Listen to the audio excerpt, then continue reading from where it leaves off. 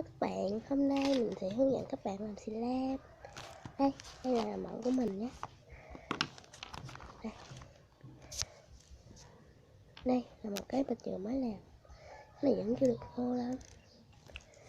Đây là cái mình làm cách đây cũng vài phút. Đây, nó cũng khá là dẻo ha.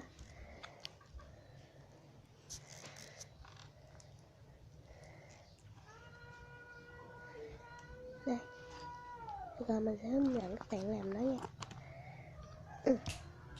Nguyên liệu đầu tiên mình cần có một chai hột, bao nhiêu cũng được tùy theo bạn muốn nè. Mình sẽ nhìn vô đây thôi ha, vô đây. Rồi tiếp theo là đây là bột giặt.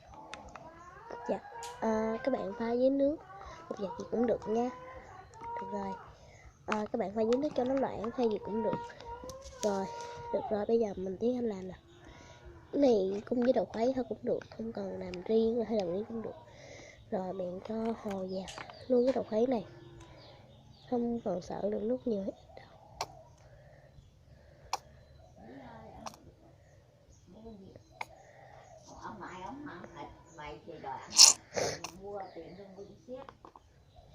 Rồi các bạn khuấy lên nha.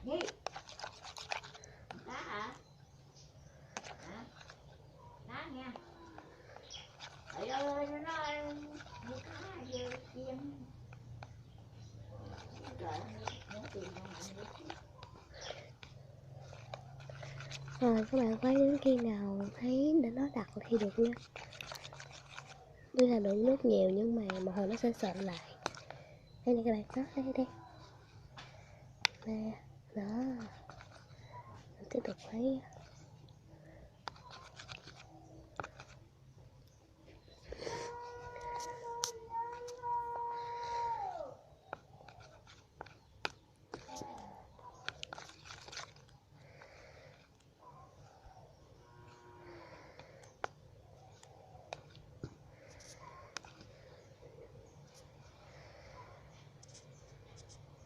Không hề dính tay nha.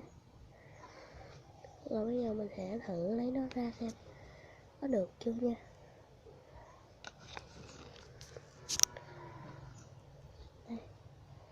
Đây này các bạn.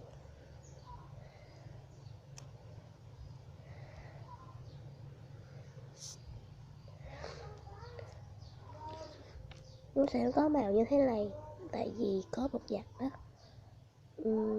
Nó vẫn còn chưa ráo nước. Lúc mà chưa ráo nước các bạn dùng khăn để lau nhẹ nó nha. Được rồi, mình sẽ la cho bác.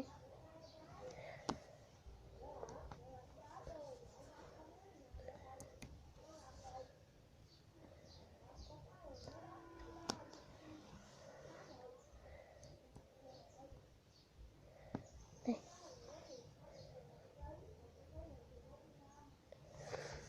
Nếu các bạn thích có thể thêm màu.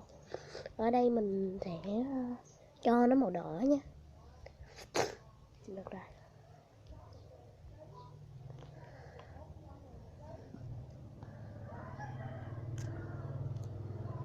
Chà, mình lỡ tay rồi. Cho nhiều quá.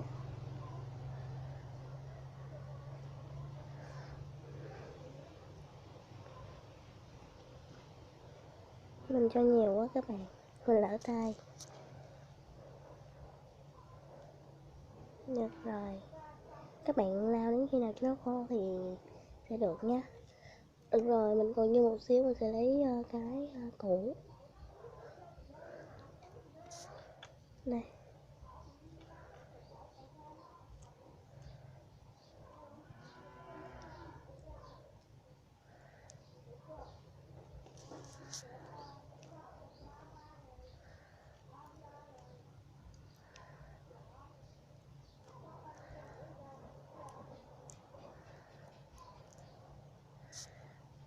Mình đã hướng dẫn các bạn làm xì lam rồi đó. Đây, nó siêu dẻo luôn nha. Cái này các bạn có thể làm thành công. Rồi, tạm biệt các bạn, giúp các bạn thành công.